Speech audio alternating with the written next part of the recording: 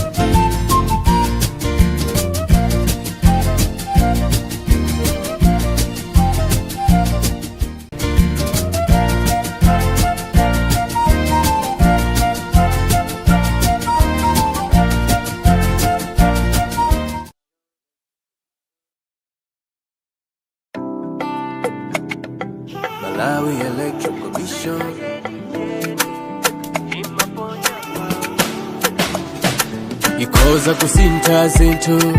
Voti yanga mukomera tonse Malawi. Voti yanga kusankha mtsogoleri osatengera kuchokera. Ndeno ndi yachinsisi sindilengeza voti yanga.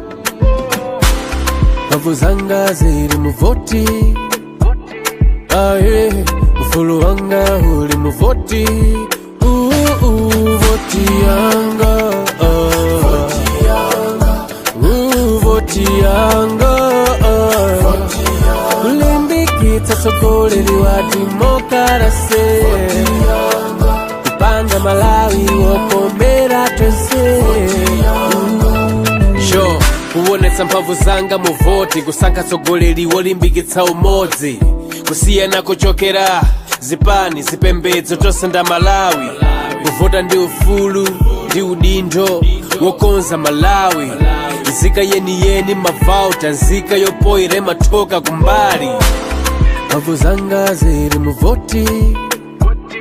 Aye, ufulu wanga uli mu voti. Voti yanga. Voti yanga.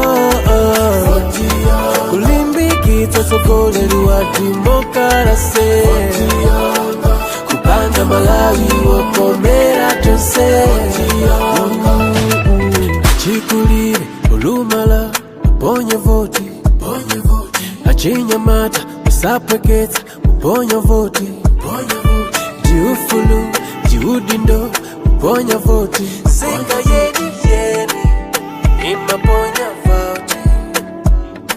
Malawi Electoral Commission.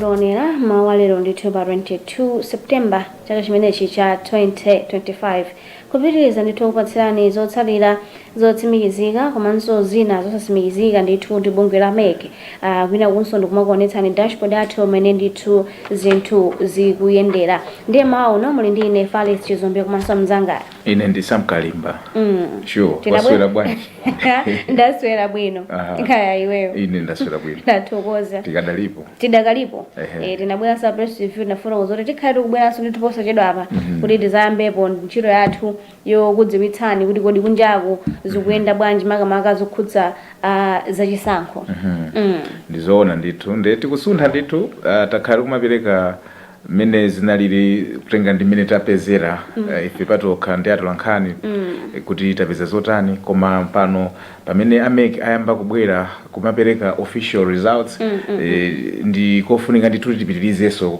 kuwapatsira chifukwa masiku atatu apitawa akumanena zimene usiku anthu akugona ambiri so pano adzukano akuyembekezera kudziwa kuti kodi ndeti usiku kunali chani so zimene tabwera nazo so far kukamba za makhanso onse tsopano akwana 13 pa makhanso 36 amene AMEC aonkhetsera ndikuzivomereza kuti izi ndizovomerezeka zimene zikumaonekabe so far ndi dashboard yathu zikuonekabe kuti iyayi ndi mmene zinalili poyambirirapo ndi mmene so zili tikatenga makhanso 13 amene wawo tikaona zokuti ya dashboard zimene zikuonetsa ndi zimene ndithu zikuonetsera uko if you tally kupanga they are tallying I think we on the same kuti sizinapite pambali kwambiri sizinapite pambali mwachidule ndi mmene zinalili according to 13 councils verified by MEC ndi mmene zilili so far kukamba zaneno Salima, Nchisi, Zomba City, Karonga Town, Rikoma, Kasungu Municipality, Luchenza Municipality, Mwanza, Chitipa, Rumpi, Mulanje ndi Mzuzu City Council council amenewa AMEC atanawo okay zimene zinalipo za zimwe zinali unofficial atazoonikira unazokuti yayi ndikuti zili tayari ndi pene ndithu zinalili chimozimozi mujachitira traffic makuonekisale pansi kuti taimani tionekaye ma particulars ani kuti zili motani tione mwindika fire extinguisher kuyo ndithu kune kuti yayi adusana insurance ilipo hapo ndithu ndimene ezayendera ndiye kuzoona zoti AMEC amene akamabwera amachita ndithu mwina kuona kuchita kuonkhetsa mwina za makonsolo 5 ndikunenako zimenezo ndithu ndikumapita mweneza chifukwa chani chifukwa chokuti tsiku loyambirira atabwera zatipatsa ndithu zatsimikiza zotsatira zimene zinali zosatsimikizika ndikuti anabwera ndi makonsolo 4 anapanga za makonsolo 4 kenaka atabweranso anazapanga za makonsolo 5 dzulonso taona azapanganso makonsolo 5 ndithu kutsimikiza kuti ayi mmene zinalili ndi mmene zilili ndikuti zili bwino sure ndikuti on average tikhoza kutero kuti akupanga makhanso 5 patsiku 5 patsiku nde makhanso 36 kwatsala makhanso 23 lero mwina makhanso ina 5 akhala kupangidwa koma tione kuti kodi ntchito imene ayimaliza koma ine naliko ku National Talent Center process yake they are not rushing and I think pamene papandu pamene amalawi no akuyenera kuzindikira kuti let's hold on chifukwa chonena kuti ndi result imene aliyense ayivomere chifukwa akuchita zinthuzo moonekera zochironekeratu kuti apakupanga izi apakupanga izi ndi izi palibepo zina zilizonse so tikupitirira kukupatsirani zimenezi koma mwina tikhoza kulowa kuma figures mwina ndingochita mofotokoza ma figures makamaka zimene za apanga dzulo zimene avomereza ndithu zochokera ma council osiyana ndipo ti akambangale kuti amabwera madzulo kuzapangisa ndithu msonkhano wa atolankhani maso fotokoza mtundu wa Malawi mmene zinthu zikuyendera ena anali akugona adzuka tisasiye mbuyo tachiti update so zotsatira zovomerezeka kuchokera ku Mzuzu City Council ndi bungwe limene lameki zikuonetsa zokuti anthu onse amene analembetsa ndithu ku Mzuzu City analipo kwana 76,629 ndipo omwe anakaponya voti akwanira 56,776 ndipo zimenezi zikuyimira 74.1%. Mavoti amene anaonongeka kumene ndithu ku Mzuzu City Council analipo kwanira na 967 ndipo zimenezi zikuyimira 1.7%. Mavoti amene anaponyedwa ndithu ndikhala kuti amenewa ndovomerezeka paja ameki amaunguza kuti voti kodi ili bwino pamene ili sili bwino. Amene anali ovomerezeka onse amakwanira ndithu 55,809 ndiye kumeneko tingochita mukupatsani top 3 amene ndithu inayendera. Amene yakutsogola ndi Professor Peter Mutharika omwe ndi DPP ndipo ndi mavoti okwanira 25,077. Amene abwera pachiwiri pake ndi Lazarus Chakwera IMCP ndipo ndi mavoti okwanira 15,013 pomwe yabwera pachitatu pake ndi Dr. Dalitso Kabambe UTM ndipo ndi mavoti okwanira 12,782. kumeneko ndi ku Mzuzu City Council. Mwine utawapatsa amene yapezeka ku Lumphi District Council. Lumphi District Council, Lumphi inatere ndithu kuti onse amene alembetsa 94,936 koma amene avota ndi 67,982 imene ili 71.6%. ndipo mavoti onongeka alipo 1,390 imene ili 2.0%. komanso ovomerezeka amene noti kuti tikukambirana kuti kodi wawina ndani alipo 66,592. ndipo amene achitira mu mpikisano umenewu ku Lumphi amene anatsogola kapena kuti akutsogola ku Lumphi ndi DPP Peter Mutharika 29,957. pamene akuwatsatira ndi Chakwera MCP 24,486.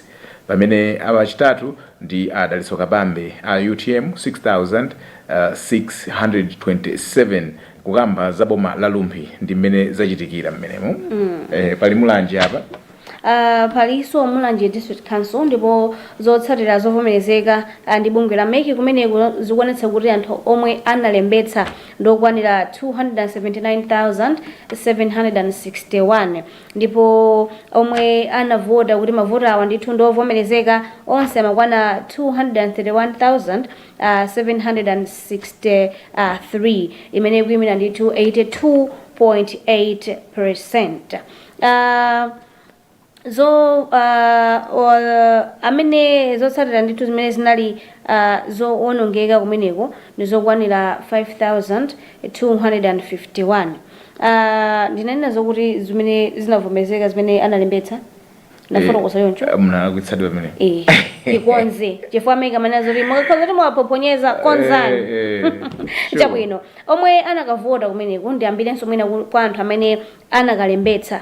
onse amene analembetsa kuti afuna zaponye voti amakwanira 279,761 ndipo amene anapita kukavota ndi anthu okwanira 231,763 zimene ndithu zikuyimira 82.8%.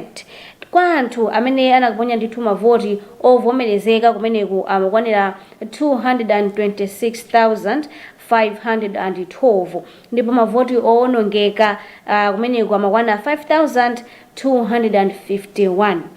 pa top 3 amene ndithu akutsogola kumeneko ndi Professor Arthur Peter Mutharika achipani cha DPP ndi mavoti okwanira 207,596 ndipo amene amatsatira ndi Kondwani Nankhumwa omwe ali ndi mavoti okwanira 6,777 ndipo pachitatu pake pabwera Dr. Lazarus Chakwera amene ali ndi mavoti okwanira 3,195. tipite ku Chitipa district omwe analembetsa alipo 86,980 ndipo omwe anavota ndi 68,131 imene 78.3%. Owonongeka mavoti 1,173 imene 1.7%, ndipo ovomerezeka ndi 66,958. ndipo mumpikisano umenewu kumeneko ku Chitipa Arthur Peter Muthalika DPP ali patsogolo ndi 35,827, ndipo pachiwiri pawo pali Dr. Lazarus Makathe Chakwera AMCP 13,936, ndipo pachitatu ndi akapambe 9,035. Chitipa chayankhula choncho tumzanga. Aha, sure. Kuchoka ndithu ku Chitipa kumeneku ndithu tupita kulikoma ndi boma limeneli analivomereza ndithu pachiyambi pomwe kuti limeneli ndithu zotsata zovomerezeka zake Ntalimanja anabwera kuzatifotokozera. So zimene timakufotokozani zija ndi zimene anafotokoza dzulo za usiku wa dzulo tamaliza ndithu pa Chitipa zimene ndithu anavomereza. Ndiye zina zimene anavomereza monga Likoma, Kasungu municipality komanso Luchenza, Mwanza ndi madera ena anso ndithu tingochita mokupatsani zochepa zakulikoma amene akuoneka zoti matsogola kumeneko ndi Professor Arthur Peter Muthalika ndipo anali ndi mavoto okwanira 4,177. Pachiwiri pake mabwera Dr. Lazarus Chakwera ndipo iwowa ali ndi mavoti okwanira 1,817. Pambuyo pa Chakwera mabwera Adalitso Kabambe omwe anali ndi mavoto okwanira 485. Kumeneko ndithu kulikoma district council. Ndipo zina zimene tinakudziwitsani kale mwangobwereza Kasungu municipality ndipo kumeneku amene anatsogola ndi Lazarus Chakwera IMCP ndi 8,818, ndipo Peter Muthalika ali pachiwiri ndi 7,831, ndipo kachitatu ndi Adalitso Kabambe 1,019. Iyi ndi Kasungu municipality. Kuchoka Kasungu municipality kupita ndithu ku Luchenza municipality kumeneko ndithu zotsatira zotsimikizika ndi bungwe la MEC zosonyeza kuti amene amatsogolanso kumeneko ndi Professor Arthur Peter Muthalika ndi mavoto okwanira 7,547, ndipo pachiwiri pake pamabwera Chakwera omwe ndi MCP ndi mavoto okwanira 336, ndipo pambuyo pa Chakwera pamabwera Dr. Adalitso Kabambe ndi mavoto okwanira 232.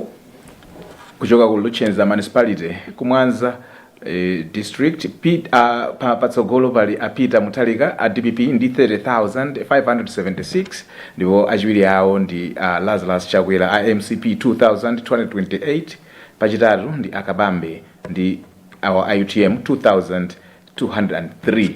Zimenezi ndimene ndithu analengezera official results America Ratelo. Ndipo zosani zoti madera ndithu ambiri amene yamatsogola ndi Professor Arthur Peter Muthalika mwina pambuyo pangine wabwera Chakwera komano kwinako madera nawo amene amabwera pambuyo pa Muthalika mazasintha komano amene aonesa kuti consistency makhanso mwina ambiri ndi Muthalika. So far pa 13 Muthalika we can actually say kuti ndamene akutsogola kupatula Kasungu municipality ngati zimeta lengeza panozi Kasungu municipality ndi mene atsogola Chakwera komabe anabwera kachiwiri Peter Muthalika.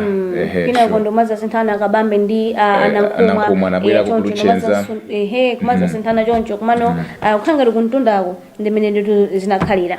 Ndiye zolengeza zonse amakamaka zotsatira zonse zimene avomereza AMEC idzulo limenelo kuchokera ndithu ma 13 council ameneyo 13 councils kumene kuli kuneno Kusalima Nchisi, Zomba City, Kalonga Town, Likoma, Kasungu municipality, Luchenza municipality, Mwanza, Chitipa, Rumpi, Mulanje komanso Nzuzu City Council. Zonse ndithu kulengera nawo pa dashboard yathu makamaka ikuonetsa kuti amene akutsogola ndi Professor Arthur Peter Muthalika amene mwakambira iwo ndithu ali ndi mavoto okwanira 490,882 imene ndithu ikuimira 60.3%. Ndipo amene akubwera pachiwiri pake ndi Lazarus Makathe Chakwera omwe ndithu ndi IMCP ndipo iwo ali ndi mavoti okwanira 210,137 imene ikuyimira 25.8%.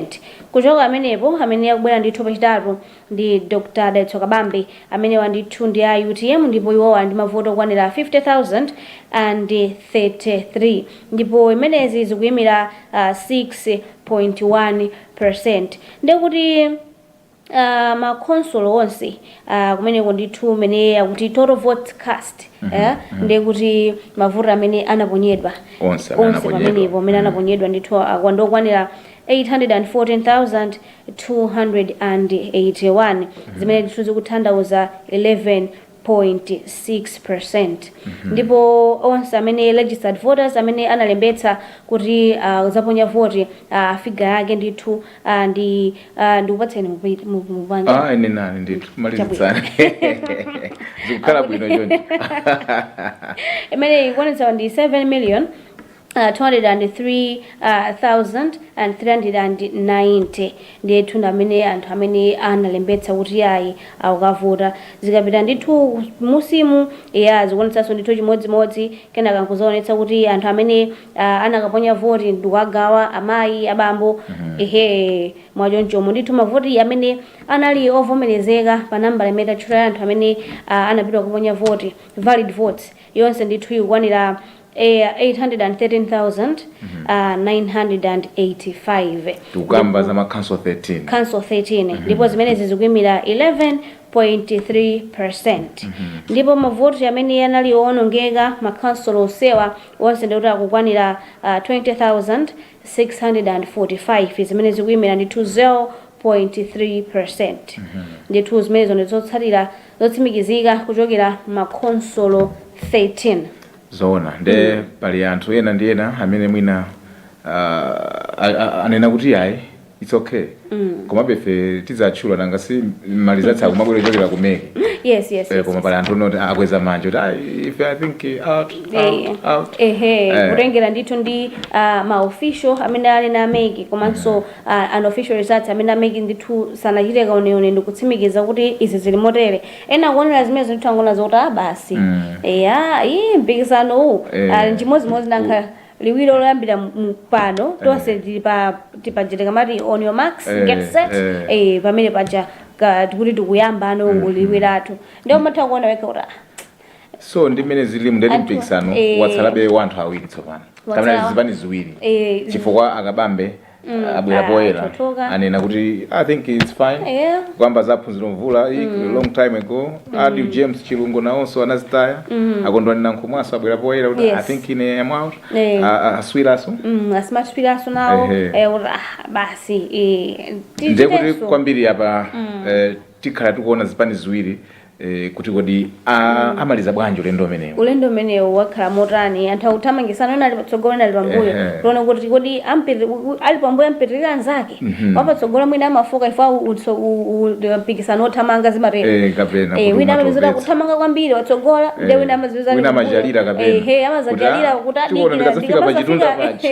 kapena mwina ndi kungaliwiro langa nde tikhala ndithu tikuona kuti kutsogoloko ndithu zikhale zikuyenda motani kumana ndi zinthu zabwino kuti ngati dziko ena amene akuona zokuti asina chite bwino kuvomereza ene chinthu chabwino ukuvomerezanso zinthu zimakhala zikuyendera kwambiri nanga si zimene zikuchitika nzona kuti aliyense anali ndi mamonita ake so malizatsiwo anthu ali nawo so umaonabo kuti I think already tsiku lomalizalo soti ndizachita kufika so ndeti mwina ena ali ndi chiyembekezo mwina so it's that freedom kuti ndithu zimenezi tionere limodzi bende mwakamba za monitors mwandikumbutsa kuti mtsogoleri wa chipani chimene cha UDF Lupera Muluzi anachititsa ndithu nawonso msonkhano wawo wa atolankhani mmene makafotokoza kuti ayi aona zoti mavoti mene akukhalira mwina awo amaoneka zoti ayi ena achakhangati mwina amapungulira mavoti awo kutengera ndithu ndi zimene iwo akuti ali nazo ndiye mafotokoza kuti ayi khangati mamonitors awo amene anatumiza kuti akapange monitor akuti kuyamba koponya voti mamonitors samapereka malipoti ndi amafunsa kuti kodi malipoti bwanji sakubwera mamonitors ena amauza kuti ayi ifetu mwina titamaliza kuvota sina mamonita zamafunika asaine mafomu kuti iya ifetu sitinasaine mafomu amatisainisa mwina nkope chabe ena nkomati iya ifetu palibe zimene anatipatsa of which ndi anafunsidwanso funso ndi atolankhani kumwe kuti ndiniyo mukuona zoti zimene zachitika bwanji vuto ndi chani ndi anafotokoza zoti khangala mwina mamonita ena analipo ozindikira ena analipo osazindikira chifukwa ozindikira amakana ena mwina osaina nkope amasaina pafomupo ndiye mwinaso zimene zandipangiso kuti ndiyankhule kumaka nkhani imene yamamonita mwina moving forward zipani zonika ziphunzirepo chani kuti zikamayika monita zawo mwina azitsatira mwina zinthu ndiziti kapena monita zawo azipanganawo bwanji kuti akapita umene kuja azikagwira ntchito yotamandika. choyambirira ndi training. Because that training empowers you. Ngati ukupita kugwira ntchito koma you are blank, you don't know kuti ukachitako chani, then muyembekezere malizati ngati amenewo, because ngati munthu akuti saina nkope pamene wina sana kuuze kuti usakasaine nkope koma ukasaine papepala. This is about training. Ndeti zipani zimenera kuti zikhale ndi ma workshop mamonita for example mwina council kapena tinene kuti or even center wabweretsa pamodzi kapena constituency ndeti kuzisiya m'manja mwa amene akuyimira ngati MP wadera limenelo ndi structure yawo ya mu constituency pangisani training ya mamonita tikapita tukatani azikadziwa ndithu kuti tukapanga ABCD. Other than that warfare is also paramount. Because ambiri amapeza kuti mwina njala so ngati sanapatsidwe chakudya for sure they will have to go and look for food. Ndeti panthawi imeneyoyo zadutsa. I'm just suggesting. I don't know what happened kumene madandauladi olemekezeka apere muluzi kuti zinaenda bwanji. I'm not sure koma yes I saw him ndithu kuti anavomera considered kunena kuti mamonita athu mwina komanso anazafunsidwanso kumene kuzakamba ngati kuti mwina kwina akoso sanaike koma mamonita kumene so anathawira kuti tikudalirabe even majani ma local observers kama international observers kuti amene ajawo still they could cover gap kumene ife mwina kunalibe mamonita athu. So nkutheka mwina ali madera ngati amenewo literally mwina kunalibe representation yawo kunalibe mamonita awo koma kuyankha funso lako kuti kodi zipani zingatani. Ine I would actually advise on these two accounts, training and proper training. Kenakonso warfare yawo ikaniziridwe ndicho lingo tiyo aja sakuyenera kutuluka. Timaona yatataendera m'masenta timamva ndithu mamonita wakuti atuluke amabwera ndi packed meal nditawabweretsera chakudya. So it's like kuti you are supporting them to do better, to do better or to do the right thing. Koma ngati mwangu atayilira you even don't know them, nothing can come out of those. Wimbiani mafoni osamayaka nde mamonita frustration. And then mina kuna mwana zota I think palibe zimezo uchiteka tendi ngozisiya nde nasala atapangisa press briefing amakamba zoti mamonita zathu mina ena nabezo zoti achosa pamalopo athamangisa malopo asakhalepo ni zinthu mwina zimene sizinachitike. Okay fine kwa ineyo kutengera ndi malo amene ndayendera komanso ndimene ndikudziwira amene chisankho ichi chameka kuchiyendetsera. There is a lot of transparency. A lot of transparency and panalibepo so environment jeonena kuti munthu ukhoza kulakalaka utachokapo mwina here and there koma for example like ife akangona ID ngati olemba nkhani okay fine atipatsa malo ayamba kuwerenga ati kuyang'anira zonse mpaka we participated right ngati atola nkhani ngati observers apart from kuti timakaona zimene zikuchitika komabe we facilitated, I mean not facilitating koma we participated kuthandizira kuti for example I remember sentiment nakayang'anira nawo panthawi yowerenga. Even kunena kuti valid si valid we made the presiding officer read zimene make inanena pale apo fundo 6 iyi akuti ndi mene mukuonera apa uyu ndi valid invalid kapena void apolisi wa ame kuyankhulapo ndi tuyayi ndimene nina ifeso ngati kuthandizira ndizonadi mene onse ndikuvomera kuti ndizonadi. Point number 5 kapena fundo number 5 ya ma guidelines awerengera mavote a void imakamba zonena kuti akuti muone cholinga intention. So ngati munthu wachonga koma pang'ono kangotuluka kodi zikudziwika kuti munthu yamafuna uyu kapena munthu uyu amafuna anthu awiri yes so anthu kugwirizana tikapeza vote yachonchi pa candidate wina aliyense tizitenga ngati valid vote yes things like those so I don't think that situation could happen unoti iniyo poti ndino achipani chakuti chokani pano unless sana pangidwe ngati accredit probably kuti sana pereke maina in advance because that can happen zimachitika sonkhale maoko ate makashiya amangopezeka kungokalowa ngati kashiya cholingo takatape so that checking is also proper kuti who are you it's also proper hayi chabwino ndiye tafotokoza ndithu zina zimene zathu ngati munagona kuti zina zinakuponyani mwina nkaleso mawiki musemunatsatire bwinobwino kuti mukwanisenso ndithu kutsatira tafotokozanso ndithu za anthu ena amene ayimika manja asiya tawelo abonya siyanga tioneso 2030 zimakhala bwino tioneso 2030 and chisankho anofunga osanyanyala osonesa mtima onyanya ngati chaka chino tinali ndi makandidate 17 chaka chamatira zaona 27 that's okay that's democracy that's democracy komanso mwina 2030 yote zakondwa kwambiri kuona kuti ifenso ngati anthu achizimayi tizakhalenso ndithu pa forefront tizatenge nawo mbali makamaka mbali imene ya presidency ifoti chaka chino mnalipo mmodzi my Joyce Banda my Joyce Banda ndi mayi olimbikira kwambiri ndipo amadandaula generally ndi mayesetsa ine koma Malawi ndi alimbikitseni amayanzano mudzakhala zitakwana 35 that time 2030 zakhalesa nakwanisa ndi mavuto tikadali nawo zakhazi kutalirali komano ndilimbikitse ena amene ali kutsogolo kwathu kuti yayi mwina mbali imene ya presidency mwina mwina nkhani ya drama imene anthu amalipira kuti mwina imachepa chifukwa chakuti naonanso mwina pana timayenda midzimu ena kumafotokoza kuti koma ineyo mnakhaza kuti samayikapo ndalama njoti tizilipira ineyo ndakatha kuyimirira dera lange lino ngati kansala komano ndakanika kuyimirira ngati kansala ifo cha ndalama imene amayika amafuna kuti tidzipereka ndiye mwina ndalama imene yoti makhansala ka maphungu kumene ngakhalenso mapresident ndalama imene anayika kuti anthu adzipereka mwina atayitsitsa kwazi maife anakutsitsirani kale komano amati where there's a will there's a way nkhani yaikulu amayingati amenewo mafuna ngwalimbikitsa kuti next time musadzawerengere kuti ndilibe ndalama just show the interest I can assure you kuti pali ma MP ena amene akutsogola sanapangidwe declare winners I know amene akutsogola ndione kuti analibe kena kalikonse koma anthu amasonkherana womufuna 200 asonkherana pansika sonka amwene 200 ndi kalipeni awina pa independent so imina chipani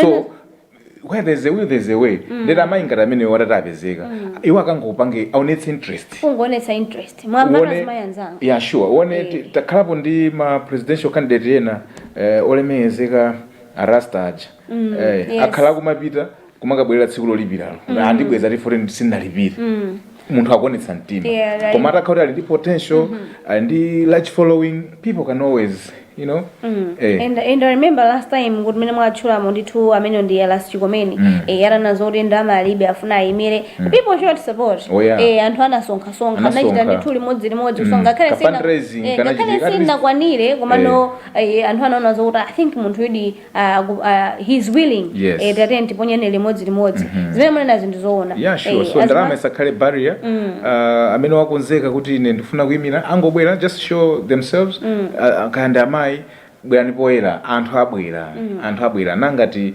you have the ability to be a leader mukudera kwanu ngakhale upresident kumene anthu akhoza kusonkhera because anthu amati akatayankhula amangoyankhuliratu kupangira kuti ngati tikufuna I've heard a certain constituency hakuti no if you have voted for a woman just because takhala tili ndi amuna all the time before sitinaone kusintha we want to try a woman so mwina dziko lidzafikapo pachoncho kuti I think we've had men presidents and let's have a woman president it could be them so I think abwerepo atuluke ndi 2030 let's have many women as you said as presidential candidates. Girl power. Yes. Woman power. Woman empowerment. Yes. 2030 women we should come out we should contest yes ndipo ndi muzativotere tizawine mudzawina tizawine muzawine whether we have the 23 we money can promise or you not. muzawine. Yes. Kukansala koma kansala midzimu tufunikanso ndithu mukhala azimayi chifukwa chokuti if you talk of azimayi mutalipasa 5,000 inuyo kuti mufuna mudye masana ndi mazulu that 5,000 trust me tiyipanga zokuti zithekedi ndithu tidye masana ndi mazulu timadziwa budgeting koma ngati inuyo muyankhula titavuta kale. Yeah, now izi zino ndizamusogolo no izi zamusogolo papa mnambo tipasa magazula I think ndika kuti muzide singatheke pano usitatabwa kuzindatabwa pano sizingatheke komano this the motivation iyo tikutsogoloko 2030 ndikamazairaso ndithu masankho ina ndizakhezo kuti we should elect a woman now tisasankhe umwina munthu amayi mzoni ifo munthu amayi amatha kusamala zinthu knows budgeting and amakhaso ndi nzeruso ndinazokuya mangona zote niyo maphekesa chifukwa simaphekesa kwenikweni chifukwa chokuti if you look kutsogoloko amene akutsogola ndithu malawi election commission imene electoral commission ndi mayi ndithu yotamandika. Yes, she's doing a great work. Fantastic. Kwambiri. Very calm, very composed, and she has received a lot of criticism kumayambiriro kukanidwa ndizotero panopa now people are able to say praising her. She's that stuff, you know. Samaziwa amapheketsa ndiye osamapheketsa kayi munthu musalone zintchito zake iwo udziwa malamulo ntchito yawo kuidziwa bwino ntchito yawo kuigwira bwino mwina lot of Malawians amapanga expect kuti ntchito igwirika bwino amene ndithu zikuyenderamo komano ngati munagulu waphekesa she has proven you wrong. Sure. She's doing a great National job. Talent Center kuli transparency, ku National Talent Center kuli smart work, ku National Talent Center kuli kugwira ntchito kuja osati under pressure anthu alipa ease ndipo no, she's doing good. And you can even kodi munthu akazoti do akufinyika pena pake kamene something is troubling facial expression shows but she's moving freely akakhauri mina basa afuna upanga zina kaya ukatenga ukatichana kupasa awenda bwino musa panikizikaso so far anapelo ntalimanja justice anapelo ntalimanja well done. So far so good. Kwambiri. So far so good. Koma mnaibweretsa mwifore ndi nzimayi. Ndi nzimayi. Ndimamwe amekira kuti ngati fair azimayi. Give us that chance to go on the same sort of faces that maran temazithabu no bwino. Ndeli magamba boso kuti kwa amene aluza osanyanyala ufunesa timonyanya panopa alipo anthu ena they do mistakes, you know. Mwina nthawi ya campaign anathandizapo here and there amakazula zinthu zimene zichazo mudzipitsira mbiri because this is your Malawi. Keep it there. It's a stepping stone. Next election muzambira pamene but you remember I did this. Yes. Komoza lokupumula bridge mukaula wandikumbuza nabega ambulance kupita kalanda also alaika mijigo atulo kazula jigo so muzambira boyambi. Yes, and ndazona zinthu zimene munachita kuti akura nachita zakuti ngati panozakanika kusogolo kundithuzi zatheka chifukwa zinthu zimapang'ono kwina kondomapita sure ndiye mwinaso ena being on a Sunday mwina zinthu zinaphonya ku nyumba chifukwa dzulo tanaonanso ndithu zipani zina zidapangitsa ma press briefing zimakakambanso ndithu nkhani zake zokhuza zisankho zomwezi tinaona chipani cha DPP komanso chipani chimene cha MCP chinapangitsa ndithu press briefing imene kunayankhulidwa ndithu zambiri zimene zinayankhulidwa kumeneko fundo ndithu zingapo ndiye mwina tinafuna lapatsa mwayi kuti mwina tingowapatsira kuti angoona kuti kodi press briefing imene kunayankhulidwa zotani. Quite important. Tiyambire kupita kuti. Tiyambire amene anayambira ndithu pangisa press briefing ndi amene wa IMCP. Ndiye tingokupatsana ndithu kanthawi kochepa chabe kuti muone kuti press briefing ya MCP inaenda ndithu motani.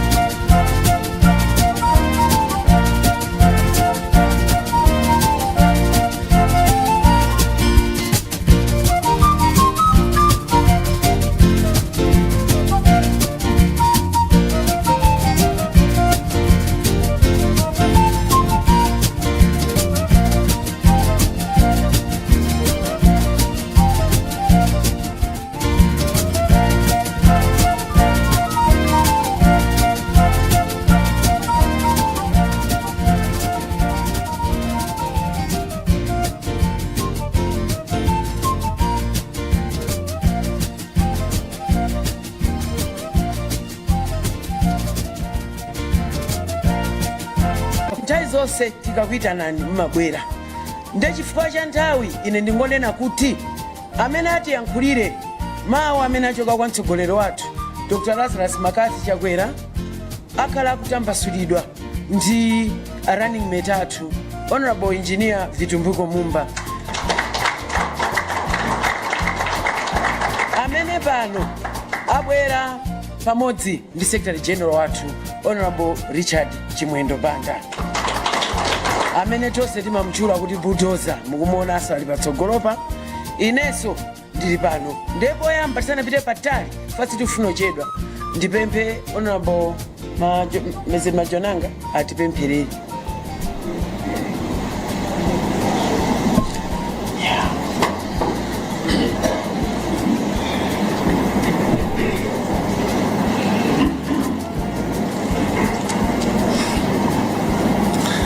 Tiseke masoti amike ziko mu Yehova mulungu okhulupirika, mulungu okhala kumwamba. Tikukuyamikani ndikukuthokozani Yehova mulungu chifukwa cha nthawi imene mulungu imene mwatipasa pa nthawi ino molingana ndi mawu anu amene akupezeka pa Yeremiya 33 verse 2 mukutisimikizira kuti tikuyitaneni ndipo muzatiyankha ndipo muzatipasa sisi zopambana ndi zokalakwika. Chifukwa chake Yehova mulungu tili pano. Yehova mulungu posonyeza Yehova mulungu mawu amene akutoka pa Genesis 1 verse 26 munatenga mu chifanizo chanu ndipo munatenga mu chifanizo chanu mwatola kuti chonse chili bwino Yehova mulungu ndipo munthu munamudalitsa ndipo ndamene ife tili pano pa Yehova mulungu. Mulandire ulemu, mulandire matamando munyengo zonse zimene tikudusamo Yehova mulungu.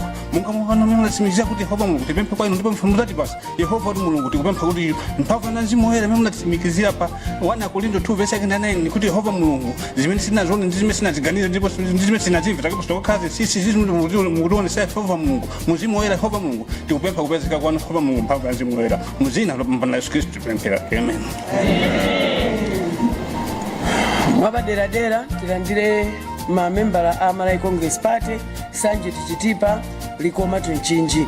Pompano ndikhala ndikuyitana a running mate athu Engineer Vitumbuko Mumba kuti akuyankhuleni mene mudziwira ambiri mitima ili mwamba, koma lero tikupatsireni kuti kodi ife kuchoka ku Malawi Congress Party tikuti bwanji.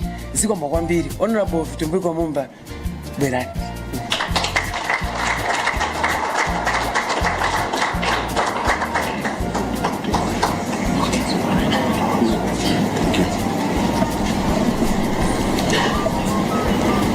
I think amene amapempherawa anayiwala chimodzi kufunsa kuti amene akufuna kulanda Yesu ndi ndani, kodi amalikiratu nenga talipo ena ochimwa ngati ine munakwezanso za chamwamba.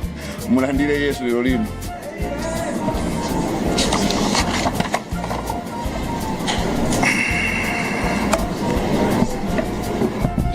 Ena anaika zizawa popo maybe ena anaika zizawa popo kusi pano pamene apena zinzawo zo na MBC ma journalists they put their mics there. Amene angafune kupanga move ma mic out Kuti bwera hapa. Ndikhale pansi. Okay. Okay. All right.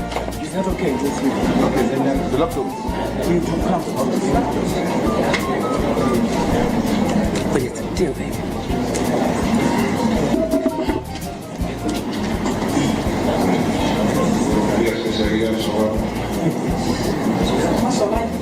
Right, sir. How is it? It's all right.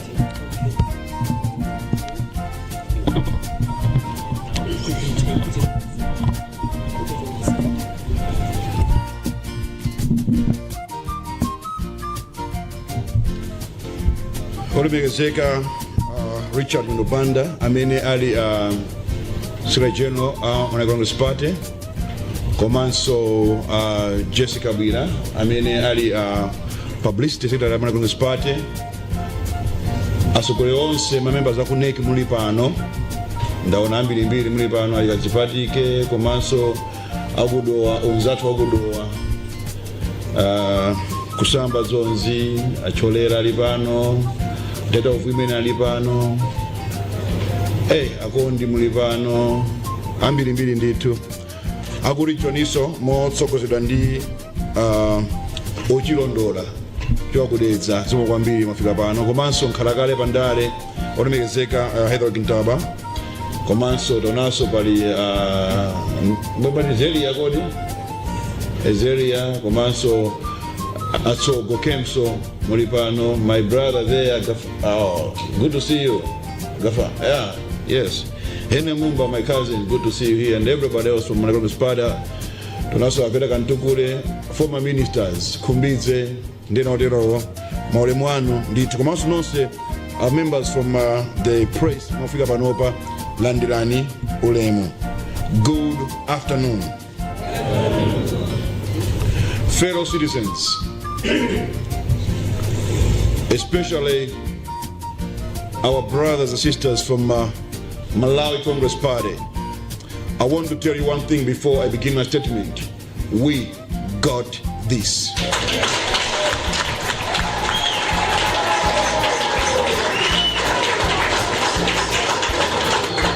And I say it without any iota of doubt, with confidence. Not only that, but because I've seen what you have not seen.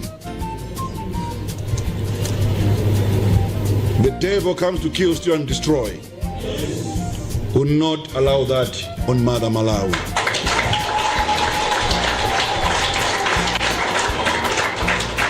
I address you on behalf of my Congress Party, and more especially on behalf of our presidential candidate, His Excellency, Dr. Lazarus McCarthy Chakwera.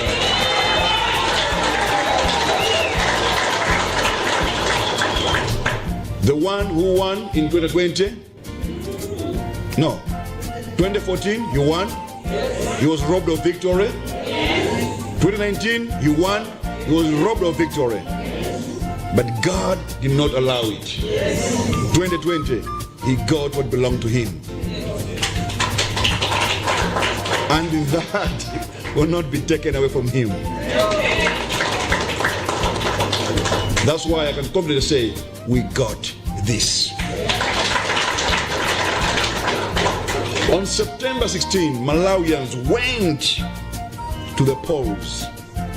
You voted in peace, and more especially with purpose, to choose your leaders. It is our resolve today and our shield against those who steal the will of the people. The fact that you voted in peace and with purpose, that has formed our shield and our resolve to protect the will of Malawians. Our independent teams of party agents, lawyers, forensic experts have worked without pause since elections day. Their findings are very clear, they're consistent, and deeply troubling. We state plainly and without hesitation, the Democratic Progressive Party, have not stolen anything from us, but we have caught them stealing. Ndiangole nchichewa sana beyai komata agwira akuba. And I want to tell them this, our colleagues from DPP, we got this.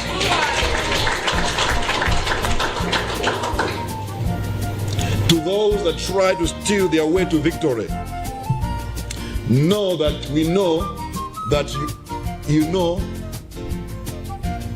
that we know your ways. I want to say that again. Know that we know that we know everything about your ways. This is not 2014. It's not 2009. It's not 2004. This is 2025. Simungabwere kunkhondo imene enafe tuswera ndi drones ndi mipeni yayi. You can't bring knives to a drones fight. Never. Never. What I've said here are not slogans or empty rhetoric words. They are conclusions drawn from a body of evidence our teams have already compiled. original polling station results forms, agent statements, time-stamped photographs, digital transmission logs, and go to Jesse. Go to you lecture English, languages from Shasta College. Okay, kuma alemba chomwecho ndesi ndichichula. Akuti contemporaneous notes. I'm an engineer speaking figures and drawings, so please understand me. All right. And contemporaneous notes. ISG mundrembele pa WhatsApp ndisunge chinyi chiroweze. I must go to the computer mulibano antaba. You know this, I believe. Okay, and from their notes, from accredited observers and party agents, the pattern is logical and traceable. Raw results recorded at polling centers do not match figures later announced at tally centers. Pa polling center lemba zina, tally center yapa kusuwese zina, zimene zikupita ku make. Null and void notes, ballots are concentrated in MCP strongholds at rates far above possible error. And the critical stages of result transmissions were accompanied by coordinated operational failures, especially in the central region. Key factual points that demand we would like to inform Malawians and more especially our members are as follows. I think it was good using this laptop of yours than Kuzolembazi. He's in Zano SG. In his laptop, I think this is better. Thank you, Jess, for this. On 18 September 2005, a case, as an example, emerged in Intakataka constituency in Deza. Can you display it for us, Ada? Just to move a bit. Now, I will just come here. Can you zoom?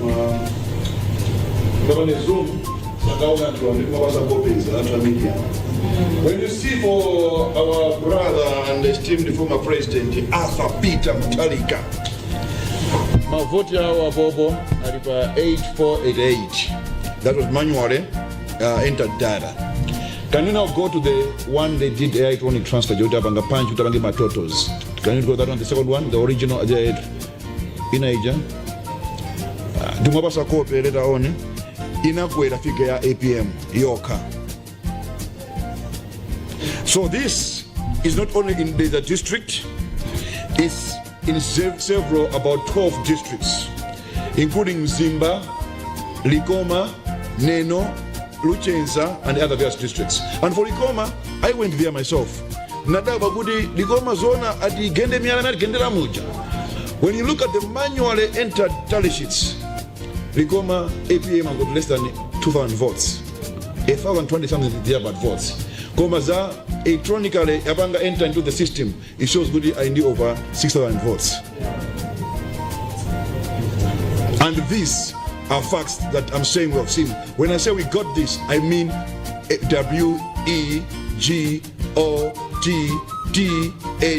WEGOTTHIS. We got this. Another example, another example, another manual.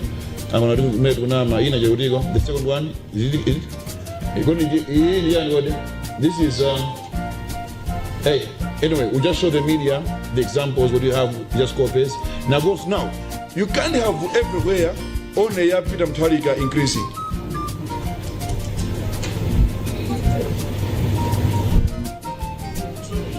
Electronic. Now, that's one aspect. And as I speak to you this afternoon, we have already lodged a complaint with MEC yesterday, last night. On this one, before 10 o'clock, we had already lodged a complaint with MEC and assigned up a stamp. We can show you copies if need be, just the front page, not everything. We have submitted to MEC. You must also appreciate when you submit it, there's a process. So sometimes when I announce here, don't blame us or don't blame MEC, it's a process. It goes through stages before they make announcement. So bear with us and make as well. Oh, it's working. And make as well on that. Number 2, stuffing of ballot papers into ballot boxes in various districts, and we have an example of Mangochi Masongola. Malawians of goodwill in Mangochi called us with evidence that some took videos of people stuffing ballot papers into ballot boxes. And last night we dispatched a team of people who this morning have done a great work and have sworn affidavits, 12 so far, from 12 monitors from 3 constituencies in Mangochi, and we speak to Panova. We have already lodged a complaint with MEC this afternoon, and I believe it will be acknowledged later when they have a press conference about the same. And we're still compiling the same sworn affidavits from various monitors and members of goodwill, even presiding officers who have said no, their conscience is very clear. They don't want to be under the spirit of mammon that loves money. They said no, we can't do this. We have to speak the truth. Some are coming from Luntha and others elsewhere with the same evidence, which we submit to make maybe tomorrow. But it's easy to come as many times I submit the 2 examples I've given so far. Direct, on this one, you see, Anzatu Watwakogozi and Anzatu DPP, they were very smart on this one. They had a good game plan, including from propaganda, media, and let's give credit where it's due, but we don't know. we got this. They are well planned, and they are well organized scheme, and their plan was very good, but in an evil way. So we give them credit. They are very good at it, planning nicely to do evil and bad things to Malawians, and for that we give them credit for that. The ones that planned this scheme of stuffing ballot papers into ballot boxes, they were clever. They knew that at the end of the day, Malawi's party will go for physical auditing of ballot papers. Now, anapanga tupani B, kuti ngati go that route, tikapese mazoza mbili kati moja. That's why kucholo pesa kuti of voter 181, kama mavota IPM 207,000. Ndio kuti azipanga staff mutimo, mene moja. Now, I didn't know what to do with roti, but Tima Bangojan. Come here, what do you mean? Oh, yeah. It's okay. Sijanga, paper net. Now, they had a plan B. Once we go for physical auditing, we find the ballot papers in the ballot boxes. That's why we have written make Naguti, when doing physical auditing, don't just count, but let it be a physical auditing. For the law says physical what? Auditing, not recounting. Physical auditing, checking a ballot paper, the original, the NED, against what was plucked from the ballot papers and booklet, the serial numbers, all that must be checked. And unfortunately, there's no time, but it has to be done at all cost, so that the credibility of the election is not in question. Then the third one is direct discrepancies. You find that in multiple polling station, result forms signed by presiding officers and party agents show different tallies from those being announced at constituency center. These are not critical differences. They are systematic shifts favoring a certain candidate for a particular party. And the Sumakara 1 constituency is almost all what? Constituencies, especially concentrated in 13 districts that we mentioned across the country.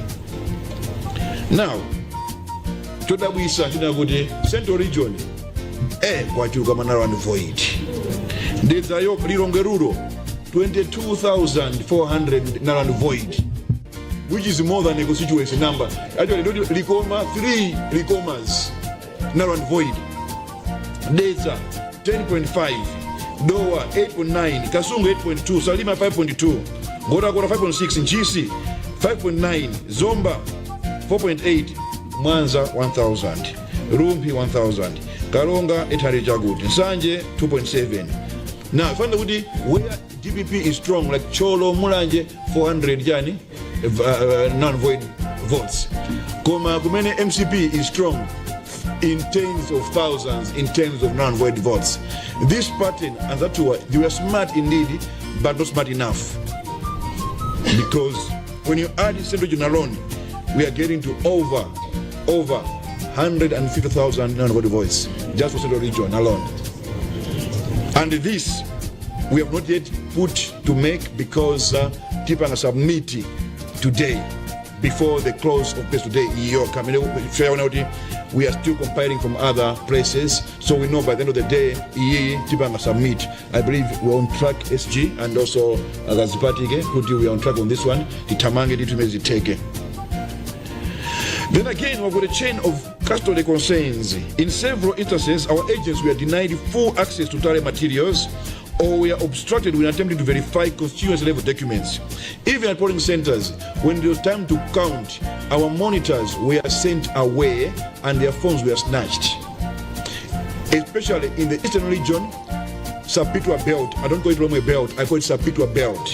So for the eastern region, Sapitwa Belt and pockets of the lower Shire, whereby our monitors were literally denied access to votes, and our monitors were chased. Whether they were compromised because the God of Mammon is at work, I don't know, but God is great. The truth always prevails. These obstructions break the chain of custody and raise the risk that original records were altered after polling. Their phones were confiscated and denied to monitor the counting of votes and sealing of ballot boxes.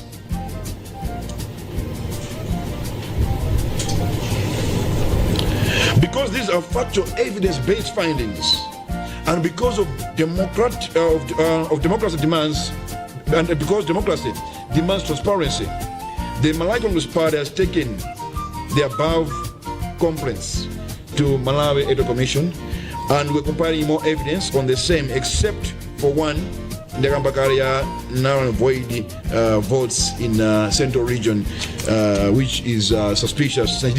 We are trying to check. It has never happened before. It's a new way from TPEX to non void. I'm at Maita DBB. They are good at that. They've done a good job, but no, we got them. Now we kindly request and we kindly and politely request Malawi Electoral Commission to look into our complaints in a transparent but expeditious manner, because time is not on our side. We will also appreciate if May can publish every constitutional level result form and explain any discrepancy between polling center figures and later tallies to what Empire make as many as easy. Our SG will be writing them on this request, because Tangopanga ma complaints here, and we have written what we want, but again, we want them to go beyond that, to have good credibility, trust in the electoral process. So we're saying, we are asking, or we will appreciate if they can publish the constituency result form and explain any discrepancy between that. You see, what's happening is what we discovered as explained earlier, when, like in my constituency, where I come from, Zimba Central constituency, by the way, I'm the only running mate who has won a primary seat. Say congratulations, you guys. Sanarengezi amegeti kwa mano zapa ground jabe. Now running mate na primary seat, I win the play by national level. Not possible. Now, what's happening with it? For the sake of our friends to understand, when it transferring the upper manually transmitted computed the tally sheet into the EMD, what is going to vote type maja Arani? Now this one is a software that is being used across the country.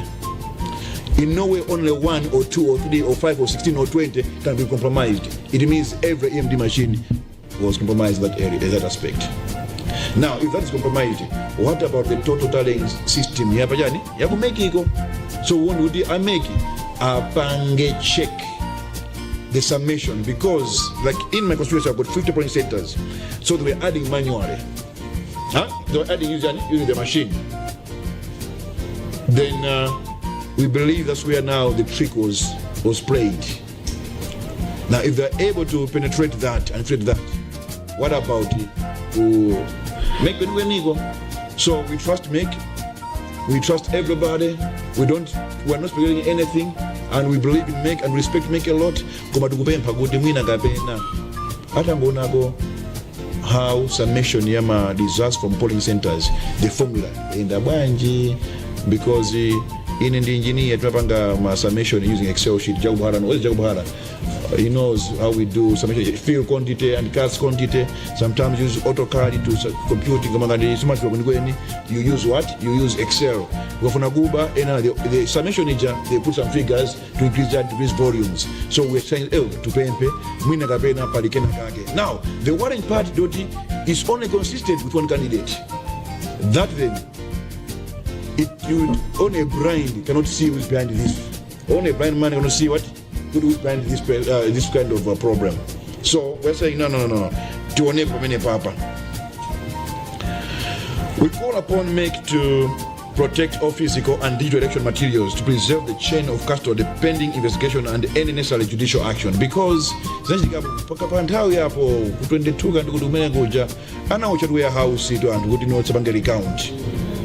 and we know how our friends operate. We don't want that. So we are calling upon MEC to work with we are polite and kind, calling upon MEC to work with civil agents, but the ballot papers, ballot boxes are secured with the NAG as our pending whatever we need to do. As Malawi Congress Party, we will pursue, I want to assure Malawians and especially our brothers and sisters from Malawi Congress Party that we will pursue every lawful avenue. That's number one. Every lawful avenue. Administrative, that's what we're doing at the moment. This is administrative. If we see no progress, civil ways, and we appropriate criminal avenues to ensure accountability for those who are tempted to subvert the vote. Again, I say this, we got this. I want to say this once again. I want Malawians to know they did it in 1999. They did it in 2004. They did it 2009, 2014, 2019. I want to show Malawians 2019 was the end of vote rigging. Any attempt to do that will be met with what we are doing at the moment. Yeah. Dr. Chakwera pursues and advises us to uphold the rule of law. That's why you've seen chipani chimene chiri mboma ni chimene chiudandaula kuti opposition afuna beyani masango. Instead of opposition kudandaula kuti amboma oba masango. That's how transparent, honest we are, and we will never tamper with any electoral process. And that's what Chakwera stands for. And that's what we, as Malawi Congress Party, stand for. This is the first time I've listened for, of course, my friends, some presidents who are my friends and ministers across Africa and some in America, saying this is the first time whereby the ruling party is complaining of an opinion party trying to rig elections. Suni for pusa yai, kuma fa chilungamo, koma kupanga chilungamo kwatu, ena asaone ngati ndife ogona.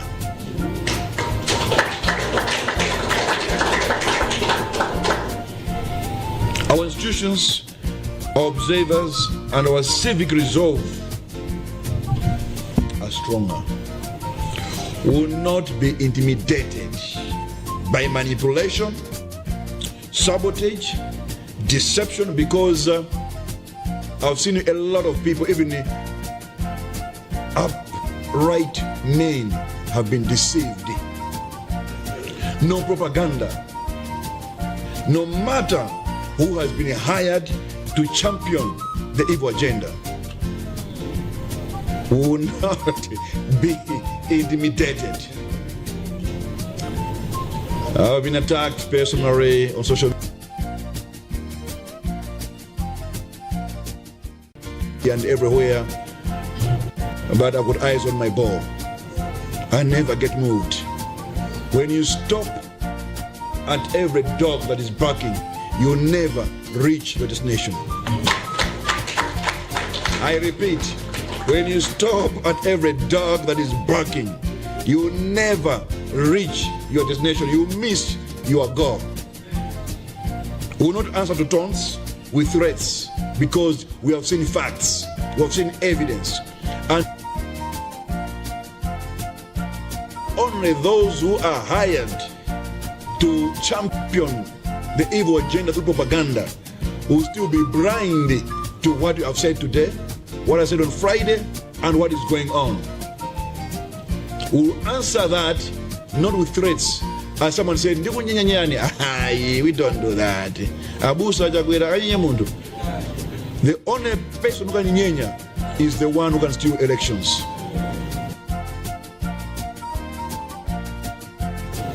We'll answer them with evidence, law, and the full force of a democratic procedure.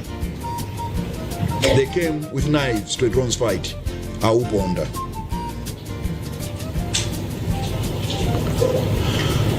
Lastly, but not least, a lighter one.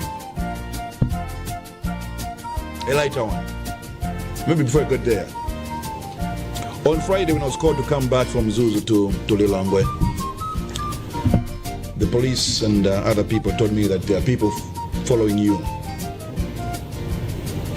for 3 days. Movements in Zuzu. From home, Tale Center, we are holding meetings. And when we left coming this side, they followed us. We stopped at Jenda, but stopped over by Vietnam to just buy a few things. We saw the cows were stopping somewhere. My security people with the bodyguard said, can we apprehend them? Then I see them. But children are few. Children are very few. So at the road broke, we told the police, come on to you. We don't know kwamba Zuzu kwamba Zulozana. And they're not smart and clever. If you're following someone every day, you change the car.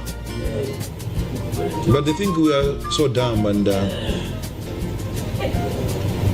so they were apprehended and they're in custody. And the more details come later.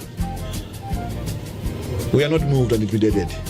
If you have one right way, why follow people? Why issue threats? Why propaganda? And by the way, in terms of propaganda, we cannot sustain propaganda based on a lie. It has an expiry date. The only two people that succeeded to that, the Goebbels, Adolf Hitler, and again my good friend Comico Ali, Iraqi. We are bombing Americans, and people are believing that indeed. But with DPP, I don't see a Comico Ali with DPP. I don't see any who can attempt to be a Comico Ali or Goebbels to sustain propaganda. It has expired date, and most of them is expiring. Malawians, open your eyes and see the truth that we're trying to put across. Whether majority are believing in deception, the law, democratic procedure cannot be blinded. So it doesn't matter how many people have been deceived and have been blinded. The law and the democratic procedure cannot, and I repeat, cannot be blinded or deceived. As I said, last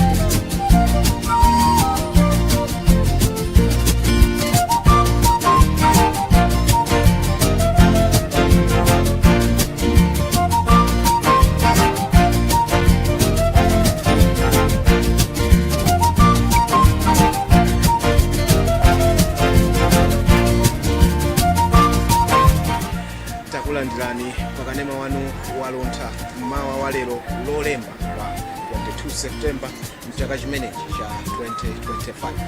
Mungokumbutsana kuti tili kuno ndi ku BICC imene ndithu kuli Mentally Center Malawi Electoral Commission. Kukumbukira kuti inu lachiwiri lapitali mudakaponya voti yatha yosankha mtsogoleri komanso aphungu a nyumba ya malamulo ndi makhansala amene tikudikira zotsatira kuti bungwe la Malawi Electoral Commission litipatsire tikumacheza ndithu tikupitiriza kukupatsirani zimene zikuchitika kuno makupi ya ICC. Mawa wa lero ndachitika moyo kuti ndakumana ndi mtolankhani mzanga Joseph amene amagwira ntchito ndithu ku Capital FM. Mwadzuka bwanji? Ndadzuka bwino. Inenso ndadzuka. Inetu ntakuonana chimwene ngati koma ndadalitsika kukumana ndi munthu wankulu chifukwa ndikudziwa kuti inu mu industry mwakhalapo kwa nthawi ndipo zikakhala nkhani zachisankho izi mwatumikiranso kwa zaka zochuluka. Ndaona kuti nkofunika kuti nditacheza nanu kuti tigawane ndi Amalawi amakhala ndi mafunso ochuluka nkhani yokhudza zisankho kuti kodi zimayenda bwanji anthuwa zimene amakhala akulengeza zija timazitenga kuti ena amatipatsa akuluakulu adzipani. So ndinaona kuti zofunika kuti kalengezeni izi. So ndinaona kuti ndi bwino mmawa wa lero inu ndi ine mwina titachezako mwakanthawi kochepa pamene tikudikira bungwe la Malawi Electoral Commission kuti litilankhule. Ndimafuna mtayamba mwina ndifuna anthu angodziwa kuti kodi tikanena kuti Joseph Mazeze ndani kenaka tione kuzazisankhoko. Chabwino, ine Joseph Mazeze ndine amene ndagwira ntchito yolemba nkhani kuchokera chaka cha 2006 ndoti chaka chino cha 2025 zaka 19 zaka 19 ndikulemba nkhani ndikuulutsa mawu kuchokera mu nyumba zosiyana-siyana zofalitsa nkhani mawayilesi. Ndoti kwambiri kumene ndagwira ntchito kwambiri nende kuti ndiku mawayilesi. Mu zaka zonse 19 izi ndi zapa wireless ndoti kulemba nkhani zapa radio kaza online koma ma radio, and I've been attached kwambiri ku ma radio. Fotokoza kwake mwachidule tikhoza kutero kuchokera kumchinji. Kumchinji kumene kuli maziko athu kumene takulira tabadwa kumene dabadwirako koma takulira kumchinji kumene tinakhazikika. Utolankhaniso tinawembera chakomweko kumudzi wathu community radio. So ndagwirako ntchito mawayilesi angapo kufikira na panopo ndi Capital FM Ilongo office. Kukamba za zaka 19 mukugwira ntchito ngati mtolankhani zikusonyezanso kuti inu zisankho ndi kuti tachita mwachita chikakhala ine ichi nchoyamba. Nchoyamba kukugwira ntchito yofalitsa youlutsa zachisankho. So experience tufuna tiphunzire kwa inu kona ndinaonanso kuti mwina tichezeko chifukwa anthu amaganiza zambiri. Mwina ndimafuna titayambira kunena kuti atolankhani information yokhudza zachisankho tikanena kuti mwina tipereke chitsanzo ngati pa 16 paja Amalawi anakavota kodi timagwira ntchito bwanji mofalitsa nkhani kwadziwitsa anthu zokhudza chisankho. Mwina tiyambire chisankho chisanabwere ichi chicha chapita cha 2019 ndikhulupirira kuti mudatenga tinaliponso mbali mungafotokoze kuti ngati mtolankhani magwira ntchito bwanji. Okay, mmene unanenera kumayambiriro kucha anena zoti nthawi zina anthu amaona ngati ife atolankhani zimene timaulutsa ndaziona ngati apapa zachulukira. Amaona ngati amangobwere nake achipani kutipatsa kuti inu taulutsani zinthu zili motere pamene kwenikweni si choncho. Kuchokera pa zisankho zonse zimene ineyo ndapanga kukava kuchokera inendo tinapanga kukava zisankho za 2014 naso 2019 ndi 2020 fika na izizi zisankho zonsezi chimene timapanga ife ngati olemba nkhani timapita kwayamba timalumikizana ndi bungwe la MEC limativomereza pamene amatipatsa chiphaso ichi moti chiphaso changati chichi cha chisankho cha 2019 ndili nachonso chimene dagwiritsira ntchito nthawi imeneyi chisankho cha 2020 chiphaso chacho nchiso ndili nachonso tikusunga pangosiyana ndi signature ya make chair so chimene chimachitika tikafika pa kwati timayambira tikapeza tsiku la chisankho mamawa chimene fyato ankandimayamba ndikufuna kuona kuti kodi anthu mmalo akubwera motani kupatula kuti ife timakhala kuti tikukavota nawo ngakhale tikuvota pamene paja timakhalanso tikuonanso kuti kodi anthu akubwera motani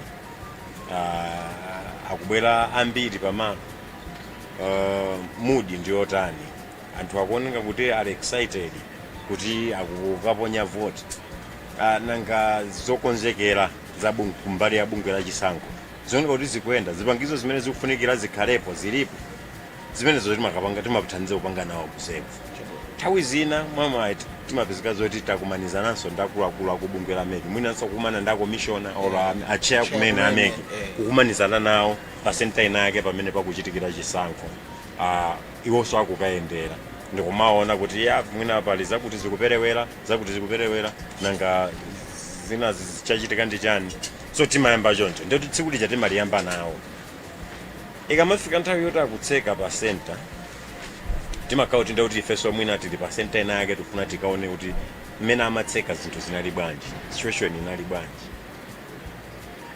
nthawi yoti ayamba kuwerenga atolankhaniso timakhala nawo ndoti tikakhala media house kuti mulipo anthu ambiri mwaponyana malo ambiri ndi timakhala zoti tili m'masenta kama constituency tale centers tsopano ma constituency tale center kumene zimafikira kumene akuwerengera za pa constituency poyambirira tisanafika pa constituency tale center nizo timakhapa pamene anthu amavoterapo pa polling station polling station waja akuwerenga ife timakhala nawo pamene paja aziponya alemba apa tuyikapo za chipani mwachitsanzo UDF apa Malawi Congress apa DPP apa anyamata atsikana azimayi ndi amawerenga adzitenga voti iliyonse imodzimodzi kumasula ndikuona kuti awavotera wakuti kuyika pamalo zimene zija timaona nawo nkumawerenga nawonso ndikumalemba m'mabuku athu ngati atolankhani ndipo kuthapa ndime mwina mati mwina sinamvetsetse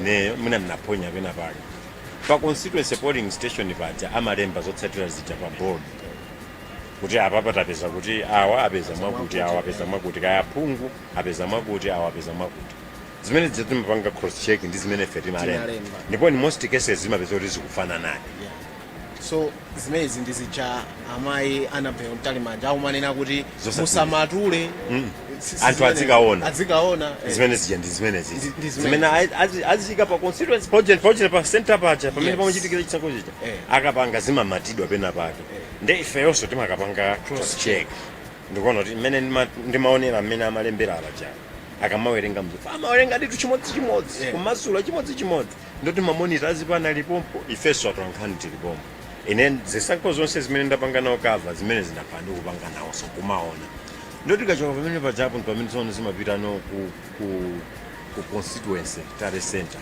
kukaomba mkota wa constituency yonse ndikuti tikapita nawo kumene kuja timathaso kukaona kuti okay kumene ku center ndinapita kuja ku polling station ndinapita kuja malizatsi ake abwera awa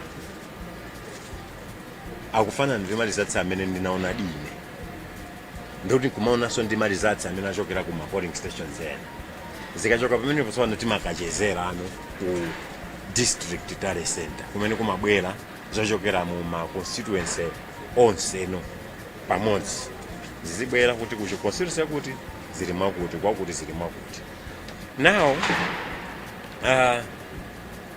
kuchokera pamene pajapo timakhaza kuti tili ndi chithunzithunzi ndekuti ngati abungwe loyendetsa chisankho ma polling stations onse atseka fazimatheka zinachitikanso pa chisankho ichichi polling station ina yaku Luntha anatseka 8 koloko ndadanena zoti isanakwane 8 kolokoyo olo ifeyo ku constituency kwina kwake titayamba upeza tizotsatira tosatsimikizika koma tisambe kunena chifukwa choti chisankho chidakali mkati mudziwa chimene amanenera zimene ziti ife tikayambiratu kuulutsa zotsatira zosatsimikizika ena akuvotabe zikhoza kupanga influence ma decisions ma voters kuti tsano kuzoneka kuti awa akutsogola kale koma ndoti mwina tingovotera iwowa ndamati msambe kuulutsa zosavomerezeka zosatsimikizikazi kufikira titamaliza konse aliyense sakuvota ndenda amene timakauti zonsezo tibikira amatipatsa sokhe amekino kuti tikhoza kuyamba kulengeza zosatsimikizika. So zimene zinamatidwa zinalembedwa zija ataonkhetsa zonse ndi zimene tikakhala chisankho ichi cha ulendo uno kuli zatchuka iza kuti dashboard Yes. kuli